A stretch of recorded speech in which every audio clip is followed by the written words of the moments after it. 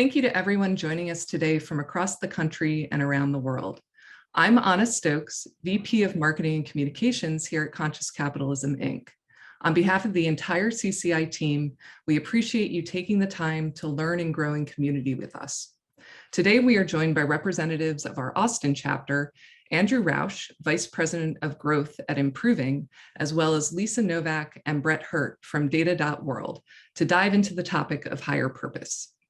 As many of you know, conscious capitalism is a philosophy that emphasizes the human nature of business, as well as a movement of business leaders from around the world working to change the practice and perception of capitalism as a means to elevate humanity. Conscious Capitalism, Inc. is a nonprofit organization dedicated to catalyzing the movement by creating learning opportunities like today's session and building systems of support for practicing conscious capitalists through our Senior Leader Network membership and engagement with our local chapters. Several times a month, we offer these virtual gatherings as a way for the community to see how this philosophy takes shape in the leadership journeys and business practices of those in our network. And each quarter, we're excited to be working closely with our chapters to highlight the four tenets of conscious capitalism, today with our focus on higher purpose. So today's gathering will run for about 45 minutes. I will provide a very brief overview of higher purpose and also give you a slide deck to bring that learning back to your own conscious practice and your teams after today. And then I'll invite Andrew Rauch, board member of our Austin chapter, to lead the rest of today's discussion with our guest speakers. They will be in conversation for about 25 minutes, and then we'll transition to audience questions during the last 10 to 15 minutes of our session. Please use the Q&A box at the bottom of your screen, and we'll try to get to as many of your questions as we can during our time together.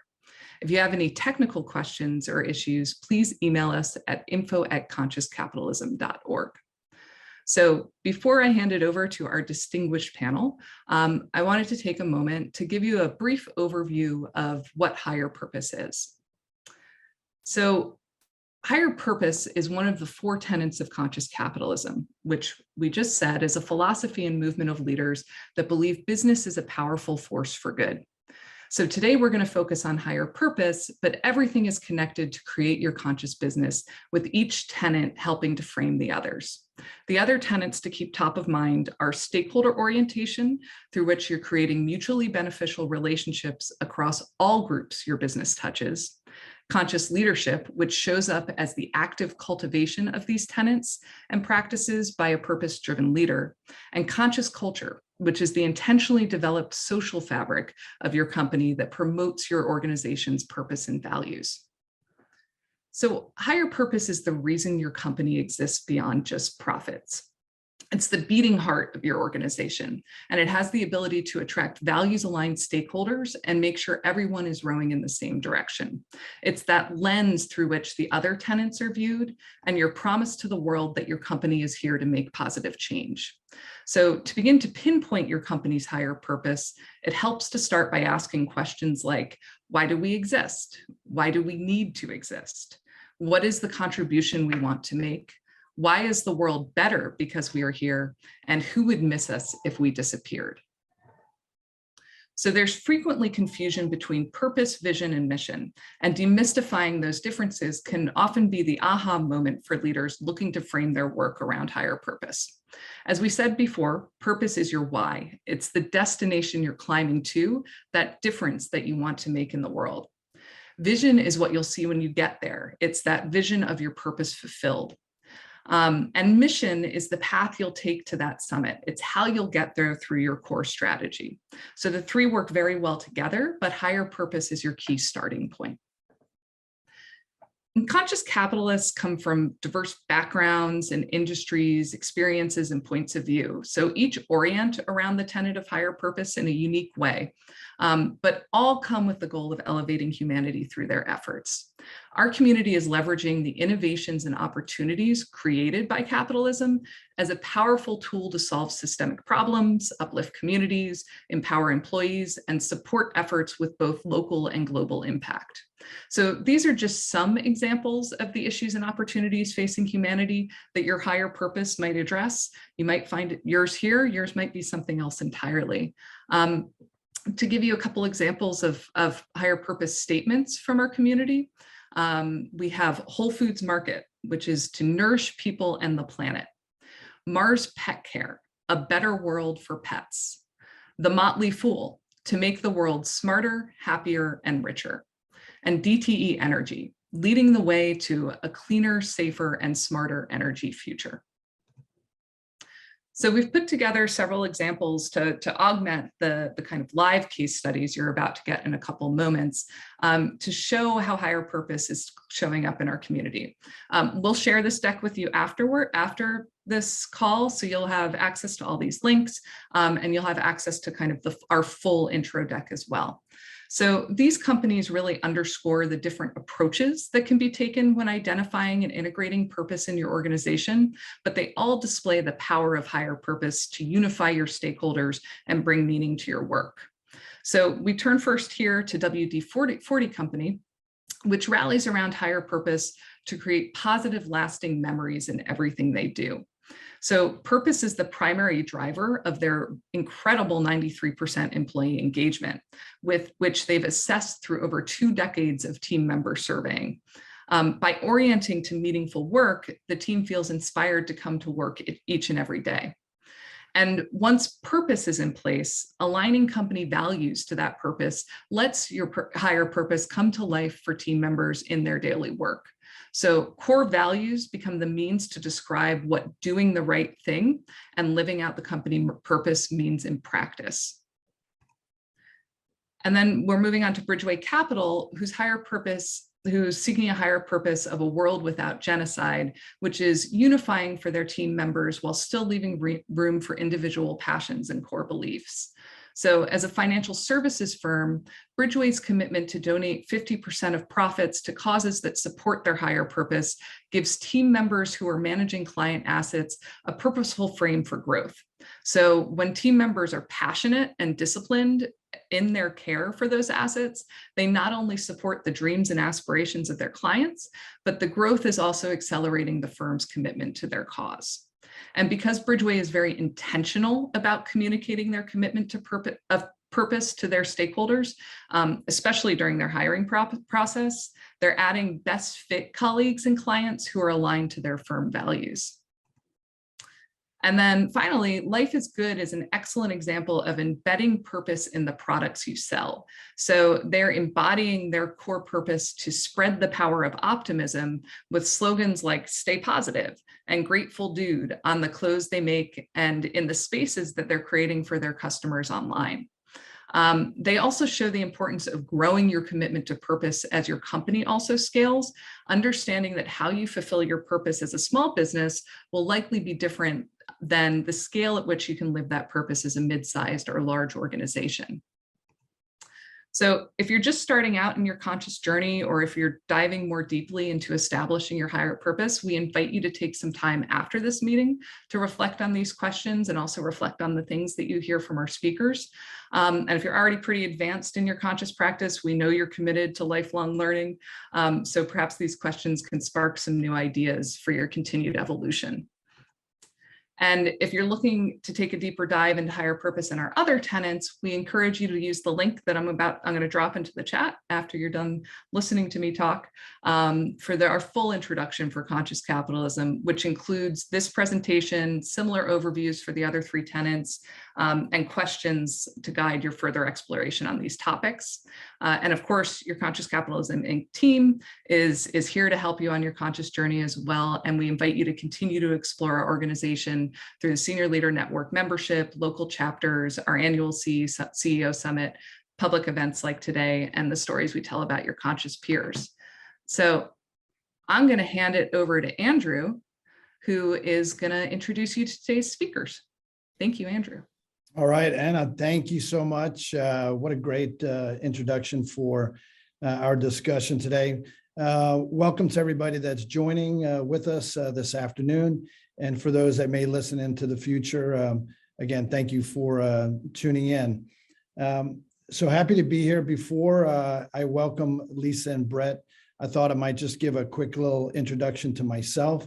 I don't want to spend a lot of time on that and try to get through the introductions of both Lisa and Brett as well, so we can jump into some questions. So just some context that I think might be relevant for our conversation today. In the 90s here in Austin, I had an opportunity to participate in four, I think, very exciting startups. One of the four wound up going public, so maybe you consider that successful. But since that, I really have pressed into my own personal mission, and that is helping organizations grow to give. That just became a personal mission kind of in my heart and my soul as I stayed in the business community, what I wanted to do. And over the time and recently over the last 8 years, I've been here at Improving, and my role is VP of Growth. What does that mean? Sales and client experience. But I'm excited to say that we've had an opportunity to grow from 100 team members in our Mexico operations to over 500 today. And personally, as part of that higher purpose, my oldest daughter, Olivia, I adopted her from Mexico. So I have a warm connection to the people in Mexico, and excited to see that our team members are getting great jobs. They're helping their communities to pursue higher purpose for themselves and for their communities. So I'm really excited to be part of that. And then Improving, one of the 5 key principles is conscious capitalism as part of our organization. So it's part of our DNA, and excited to be part of that. I currently serve as the president of the Austin chapter board for Conscious Capitalism. And we're excited to be part of that here in Austin, because as many of you may know, Conscious Capitalism and its founding, it's a key part of the Austin movement and DNA here in Austin. So as we press on into our discussion, again, looking forward to the conversation with Lisa Novak and Brent Hurt of data.world. Let me just give a quick overview. So Brett Hurt is the CEO and co-founder of data.world here in Austin. It's a certified B Corp and public benefit corporation as well. So data.world makes it easy for everyone, not just the data people, to get clear, accurate, fast answers to any business question. What an awesome objective as a company.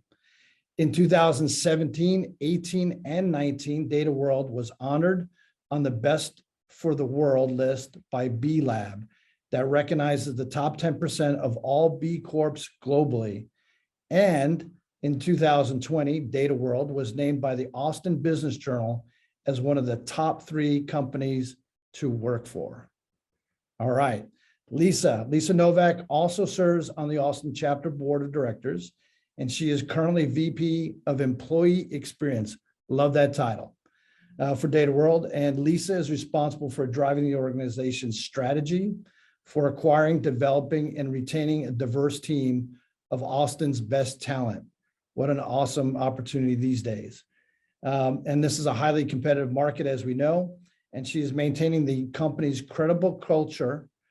And prior to joining data.world, Lisa served on the executive teams and led HR organizations of companies including the following: Renew Data, Sigmatel, Brooktree, and through extensive and rapid growth, M&A activity, strategic evolutions, and help create positive and motivated cultures in the organizations she served. And I know because I'm wearing one of her shirts that she gave me, so I know she's doing a great job of creating great culture along with Brett. All right. So Lisa and Brett, excited to have you both. And thank you. We're good to be here. Good to be with you. I'll just correct one thing, Andrew. Yes, please. I'm a nickler on it. Yeah. It's data.world. So we're data.world. Yeah, we're a bunch of nerds here, and we named it as one of the missing utilities of the internet. But yeah, it's data.world. Awesome correction, and thank you. Being born in Austria, growing up in the Bronx, and then moving to Texas, sometimes I have a little challenge with the vocab. No worries. All right. So you guys ready? Yeah, Sure. Let's do it. All right. So question for both of you. All right. I would love to have you both tell us a little more about how you came to know about the movement of conscious capitalism. Lisa, please go first. I'll be happy to start. So as you alluded to earlier, Andrew, Austin is really one of those cities that is primed for the concept of conscious capitalism. And in fact, the Conscious Capitalism organization launched a group in Austin some years back. And I think that the city was just so overwhelmed with all the great things we were doing, we weren't quite ready for it. So very excitingly, both Brett and I were thrilled to hear that we were going to do a relaunch of the Conscious Capitalism organization for Austin chapter.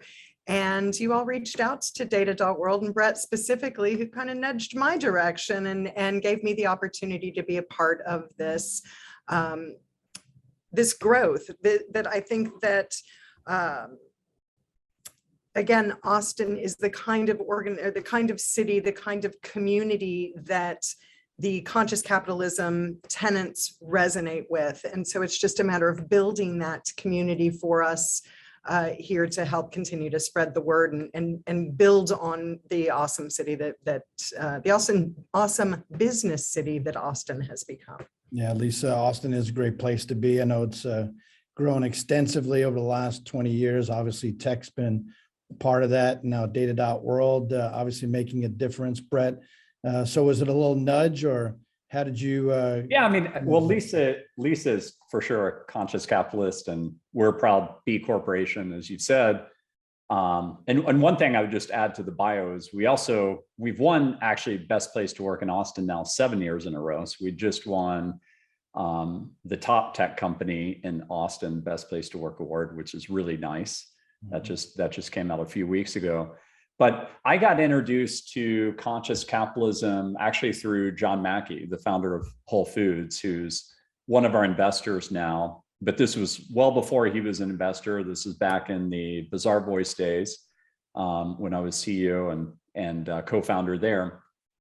And Bazaar Boys similarly had been named in its day the #1 place to work in Austin when it was small, then medium, then large. I think it's the only company to win #1, and as it grew in all 3 size categories. And John was like, hey, you should get involved in the Conscious Capitalism CEO Summit. You're a natural for it. And I came and I felt like I found my tribe. I can't believe that there's so many CEOs pouring their hearts out and just really inspiring us. And so that was my introduction to it. I was proud to later be asked to join on the board of directors, which I did for several years. And yeah, I just loved the movement, and the movement led to me eventually becoming aware of B corporations, meeting Jay Cohen Gilbert and that whole crew that founded B Lab and the B Corporation movement, and eventually led to us deciding to become a B corporation. Little known secret is that we actually didn't start as a B corporation at data.world. We started as a C Corp because I didn't know much about the movement at all in terms of the B Corp movement, and then converted into a B Corp on July 11th, 2016, which was our launch day, which we've now, we just celebrated yesterday, our 6th anniversary of being live to the world. Turns out that was also Slurpee Day for 7-Eleven, but no parallels there. Very different types of businesses. Yeah. But yeah, that really, I have conscious capitalism to thank for so many things, including the introduction to the B Corporation movement, which was one of the best decisions we've made in the company's history to become a B Corp. Awesome. So it sounds like 2 paths getting here today. And Brett and Lisa, I know we're going to talk a little bit, or I'd like to talk a little bit more about B Corp. I suspect that might be on people's minds. But before we go there, I think one of the challenges, and also one of the tenets of conscious capitalism is, besides higher purpose, is leadership. And so as leaders, can you share with us maybe some things that you're doing, leading your team, or Brett leading the entire organization, and how does higher purpose and conscious capitalism, fit into that as leaders? Lisa, I'd love you to go first again. Sure. So the concept of higher purpose is foundationally how we built our organization. So not everyone realizes this, but we've actually got 2 things going on here at data.world. One, we've got our enterprise data catalog that we sell to companies to help them better understand and work with and use their data to become data-driven and collaborative organizations and succeed in their respective businesses. But the other thing we do, and in fact, what we launched initially was our open community. Data.world proudly has built a free, open, public platform where anyone in the world can go in, create data sets, find data that might be interesting to them from other people all over the world. And the coolest part about it is you can collaborate right there in our platform for free around data projects with anyone across the globe. When I first started here about 3.5 years ago, we had just launched our community about a year earlier, and we already had over 40,000 people using our free community. 40,000 people. I was mind blown by this. 40,000 people. This tiny little company in Austin, Texas, has created this place for all of humanity to be able to share data. Fast forward 3.5 years, we have 1.6 million users on our platform now.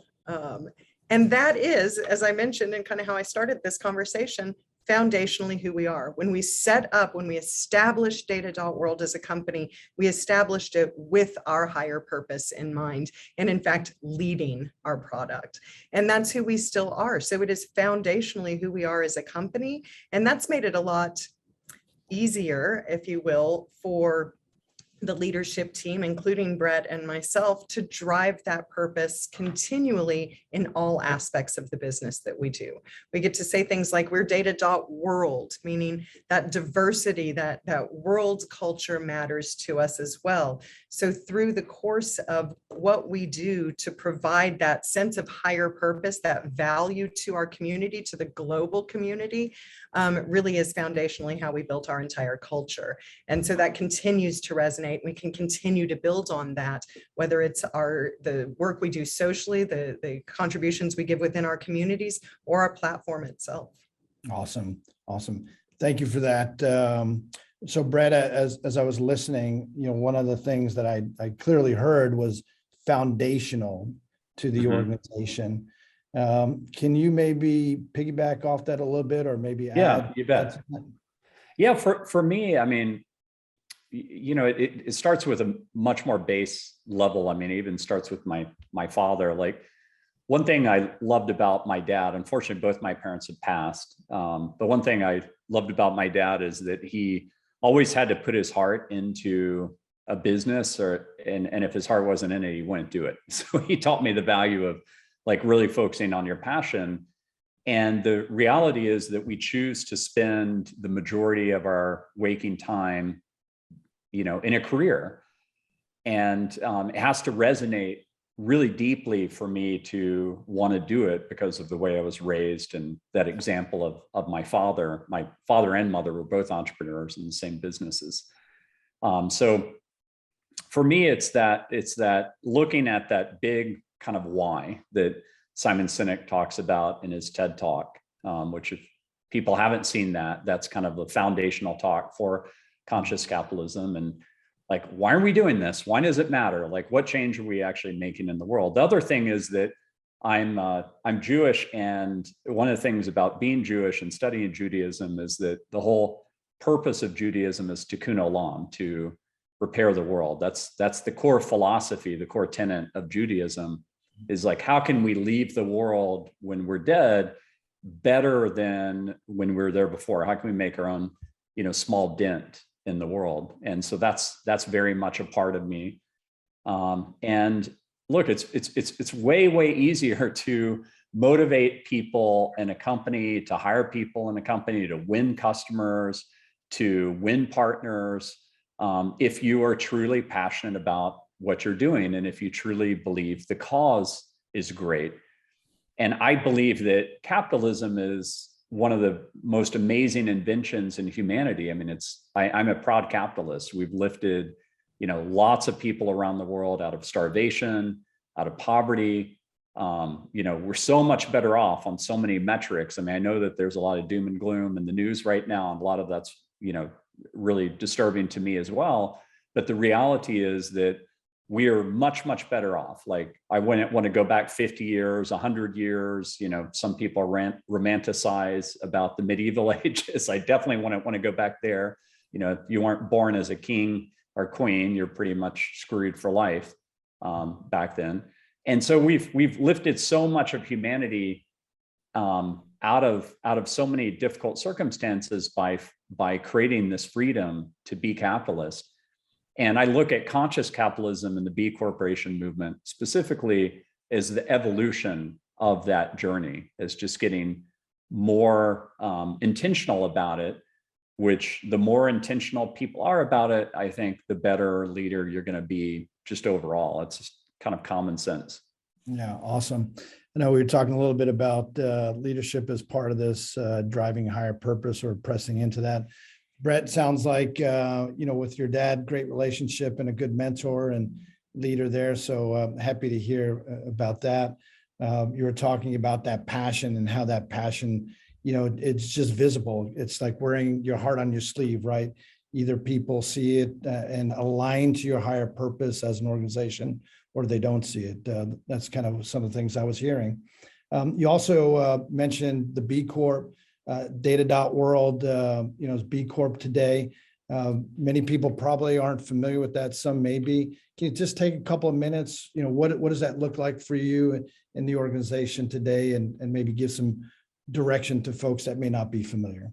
Let me throw a little clarity on that question too, because we've actually got two things going on here at data.world that really play into each other, and people tend to kind of confuse them or overlap them because there is a great deal of overlap. And that is the fact that we established ourselves as a company as a public benefit corporation. So we are a PBC, and in addition, we are a certified B Corp. Okay. So as far as a PBC goes, again, going back to the foundation, foundationally, this is how we built ourselves, that this was our core from the beginning, and that our initial platform, our initial product, if you will, was a free, open to the public product that we still drive. And so a public benefit corporation, and this is something that I learned about when I came to data.world. They were like, yeah, we set ourselves up in Delaware, like everyone else does, as a PBC. And I said, a what? So instead of establishing ourselves as an LLC or an S Corp or any number of different ways that we could have set ourselves up as a company, we chose to establish ourselves as a PBC. Do you like how I say ourselves as if I was one of the founders too? I like taking credit for it. We set ourselves up as a public benefit corporation. And what that means is, in a nutshell, our stakeholders, and at the time, that's our initial investors, including Brett's 12-year-old daughter at the time, our initial investors had to sign off on the idea that not all of that money is going to go towards driving revenue or increasing margin, that we are going to actively spend on something that is for the public benefit. Public benefit corporation. As such, we actually keep our annual public benefit company reports open to the public. That's something we're still a private company. We don't have to do that, but we choose to do that as part of that visibility into what we're building here. And so we went into that with that kind of initial consciousness of building with purpose when we set ourselves up as a PBC. I'm going to hand the mic over to Brett to explain the B status. Thanks, Lisa. Hey, you should own it, because you're a huge part of this company, and we're where we're at in large part to the team you built and the amazing people you've recruited to join us. So I mean, it's a little bit technical, so I'll try to just make it really brief. A public benefit corporation is a form of incorporation that we're actually proud to have helped that legislation get passed in Texas. We were contacted by that, at that point in time, freshman representative Gina Hinojosa, and our general counsel testified to the Texas legislature on why being a PBC is a good thing, why it matters. And fortunately, that was a law that passed. And Texas was the 40th some odd state that followed on with that. So anybody can become a PBC. They can file as a PBC. Like, they can set up their corporate charter that way. And there are tens of thousands of companies that have done just that. And a PBC requires that you state publicly in your corporate charter what your public benefit mission is. And that way your investors know that, okay, you're committed to this. And if you want to change that mission, you have to get your investors to sign off on it. Okay. A certified B Corp is a certification created by the same nonprofit B Lab that created the PBC Foundation. They actually started in Delaware with it. and got the law passed there. It was the first state to adopt the PBC structure. And they said, hey, for the best of the public benefit corps, we were going to create a certification program where they could designate a logo that they're a certified B Corp. And that means that we're adhering to public scrutiny of how we're practicing being a PBC and a B corporation. And the scores are public and transparent on the B corporation site that B Lab maintains. And all of that data is on data.world as well, open to the public. I follow those data sets in our platform, and they get a lot of activity. People are always asking questions. A lot of people from universities that are studying the B Corporation movement are asking those types of questions. So it's pretty cool having the purpose we have and seeing people collaborate on the B Corporation data on our platform. That's one of those that I personally follow. But really, it's just, as I mentioned, it's an evolution of capitalism. It's like capitalism 2.0. There's no downside of it other than you are different from others. And the irony in entrepreneurship is, I've been an entrepreneur now since I was 24 years old. I just turned 50. And entrepreneurs are actually supposed to be responsible for, creating the future. And it's very scary to do so. I wrote a book on entrepreneurship that I'm giving all the proceeds to the Kendra Scott program at UT Austin to benefit female entrepreneurs. So I don't make a dollar from this book. All of it's going to support female entrepreneurs. But chapter 2 of the book is about the paralyzing fear of getting started. And the irony is that a lot of times I'm asked, like, what does that even mean? Why are you a B Corp? Why would you want to be different than other companies? And I report back and I'm like, well, why do you not want to be different? I mean, why would you not want to take the additional step to evolve capitalism when you're taking the step to start a company in the first place and pioneer something new into the world? And should we all just be lemmings and just everybody does a C Corp in Delaware and let's just stamp it out and just, kind of follow the motions of everybody else? Of course not. We should always be very intentional and think about how to be better. And hopefully as human beings, we're always evolving into a better version of ourselves. Right. And so that's the way I kind of turn around, like when people ask that question. And I really think that, 10 to 15 years from now, people are going to be asking, especially this next generation that's much more intentional about how they want to spend their time. They're going to be asking, why are you not a B corporation versus what is that and what does that mean? And why would you want to take that step? Why would you want that additional scrutiny? I'm like, bring it on. For me, when I get the question, it allows me to kick down the door and describe like why we really care about how we're spending our time. And again, that's incredibly motivating to people that work here. There can be a higher meaning in business, just like you all talked about at the beginning of this. I love what you were saying. And if we look at our generation today, or certainly the younger generation that's coming behind us, and when we think about higher purpose, that question of why, right? Mm-hmm. Why do I care? Why do I want to join this company? Why is this relevant or important to me? So, Brett, right. I think why not be different, right? And why not pursue something, that's more legacy? You were talking a little bit about that, even when you were mentioning like your dad and, business today. Let's leave something better than we left it, right? Yep. So thank you for an overview on that. Very helpful. I want to jump over to a little bit more about higher purpose, and I'm going to provide maybe a challenging question to both of you. So pressing into a higher purpose as you're making decisions as a business, and maybe it's a rhetorical question, I don't know, but is it easier or harder to make those decisions as you think about the higher purpose? And maybe you have an example. Yes, it can be both. those things. It can be easier and harder. So it can be easier because we've got, again, that foundation. Is this providing a value to our employees, to our customers, to our communities? And that makes, if the answer is no, that makes the decision a little bit easier. On the other hand, every business has to make complex business decisions.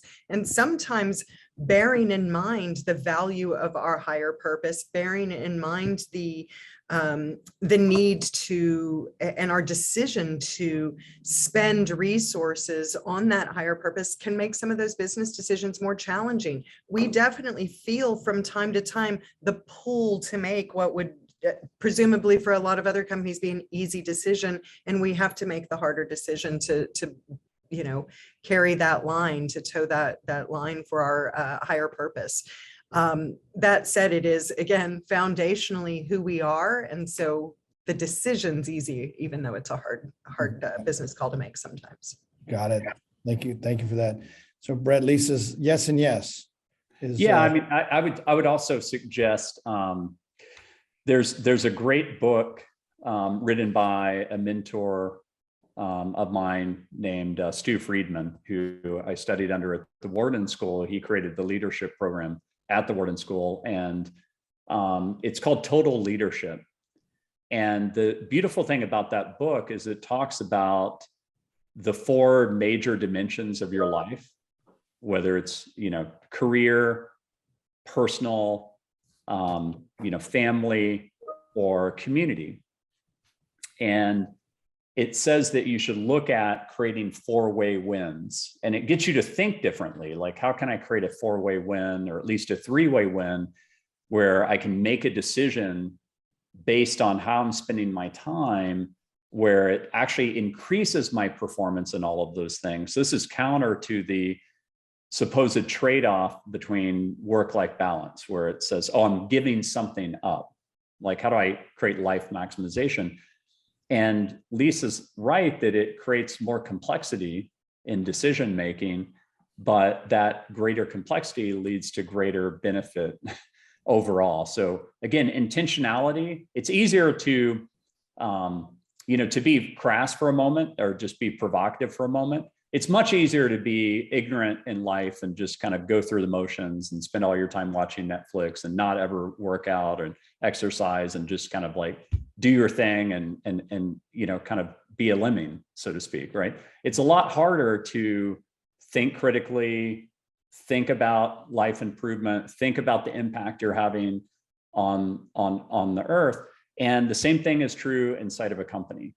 And so I would say that book is a good framework to think about how you develop as a person, but it can be applied to how you develop as a company, that you can focus on maximizing the overall impact of your company by thinking more about higher purpose and how do you create greater impact that way. And I want to be really clear that being a B corporation is not an excuse not to be best in class financially. There are some people, I think, that have gotten the perception wrong about a quote unquote social business. I would definitely consider ourselves a social business, but it's not an excuse for us not to have a world-class business model and world-class investors. As I mentioned, Goldman Sachs just put 50 million into the company, and they are very focused on metrics, as you would imagine. And so, if anything, I think it makes it more important to perform at the top tier, because you're trying to lead a movement in capitalism to a much more conscious and intentional and deliberate place. And that's a choice you can make as a company. And one thing John Mackey said to me that I'll never forget is, we were talking about Bizarre Voice. This was back in my Bizarre Voice days, and he looked at me and he pointed at me and he said, I can tell that Bizarre Voice will always have a great culture. He said, because you really care about it. And that was a profound thing to me at the time, but it makes so much sense. If you choose to prioritize something, it's going to be better. And if you choose to prioritize being more intentional as a company and it's baked into your DNA, guess what? You're going to have a better company. You're going to have more loyal team members. You're going to have happier team members overall. You're going to win Best Place to Work awards. You're going to raise the money that you need to grow the company. It's gonna be a bigger net positive overall. It's not to say that companies that haven't taken the conscious capitalism journey or the B Corporation journey aren't great. That's not my point at all. It's just, I would encourage them to take that additional step to be much more intentional and deliberate and be even better. Awesome. Lisa, Brett, one of the things that I'm personally getting out of this today is, as we press into this idea of higher purpose, it reminds me that pressing into having a better organization, or, why, just do it like everybody else, right? These aren't typically going to be easy things to do, right? But they're rewarding things to do. And again, I'm reminded a little bit by Brett, and thinking about the impact your dad had on you. How do we leave the world a better place? And I think if maybe people come out of this conversation today, how do I leave my company to leave a better legacy or a better place? How can I, as a leader, leave here, doing something better for other people? I think that's an awesome message. Kim, I noticed you popped in. Are we running out of time? Well, I wanted to leave a little bit of time just for some open Q&A from our participants here. I just want to thank you all for the conversation. But we do have a question from Laura Berry, who is thanking everybody here for sharing their experiences. She formed the first benefit corporation ever in Maryland in 2010 and is pleased to see it grow as it has. That's great. She has said one of her arguments is that profit and purpose are mutually reinforcing, not oppositional, and is wondering what your thoughts and experiences with that statement are. And that can be open to. I couldn't agree more. And that was the point I was making, is that actually it's much more attractive. Like your metrics should be better if you're focused very intentionally on being a higher purpose company, because you're going to attract more people that way. I'm doing an onboarding meeting today with 11 new people that have joined our company. I always ask in that meeting, what is the top 1 or 2 reasons on why you joined us? Usually at least half say one of the top 1 or 2 reasons because we're a B Corporation, because that's very attractive to them. So we're winning in the talent market that way. We're winning with customers that way. I can tell you there are for sure customers that have signed with us because of the fact that we practice what we preach, and they love that. I can tell you that investors have invested because of that, for sure. So yes, it should lead to better metrics, and it is mutually reinforcing. I totally agree with you, Laura. Yeah. And they're also very complementary of one another, aren't they? Yeah. Yes. Yes. So I just served on a panel a few weeks ago where we were talking about specifically that, how, and it was a group of B Corp companies, along with Brene Brown, as a matter of fact, joining us, talking about how that pushes and pulls the idea of growing your business as a business, that capitalism side of it, and does that, and how does that fight the consciousness side of it, that contributing back side, and how companies find that balance. And we all came to kind of the same conclusion there, that you all have reinforced, is that if we, again, going back to the word foundational, if we have foundationally built our company with that purpose in mind, then driving that purpose is also going to drive the growth of your company. And that's how we've built it. That makes it easier for us to talk about it. It makes it easier for us to make those decisions that we were discussing earlier. And it makes it easier for candidates, for customers to understand what we're doing, because we've held that line, because we've been consistent with those decisions. And so it doesn't feel like we're choosing between our consciousness, our purpose, and our capitalism, the value of the company's growth, if we keep them kind of as one unit. Awesome. Kim, how are we doing with time? Well, we are almost at time, but I also wanted to, if just a super quick, maybe 1 second answer to, for companies that haven't really started on this path yet, or do you have any words of wisdom for folks who are trying to kind of narrow down their higher purpose or figure out their higher purpose. And I know we don't have a ton of time, but if you have any insight into what would be the first thing someone should do in order to figure out their higher purpose. Lisa, Brett, what do you guys think? Anything? That's a very hard question. Especially with not enough time. Yeah, I mean, that's like asking what should you study in college, which is the conversations I'm having with my daughter right now, who's about to begin her senior year in high school. I mean, I can tell you just from my background that I grew up loving mathematics. That was my favorite subject. I've been programming since I was 7. My whole life feels like it's been leading up to this moment that, if I look at my past companies, they were also in the data and analytics space and providing new insights that had never been seen before by those companies. So that is very authentically my higher purpose, is this kind of search for truth.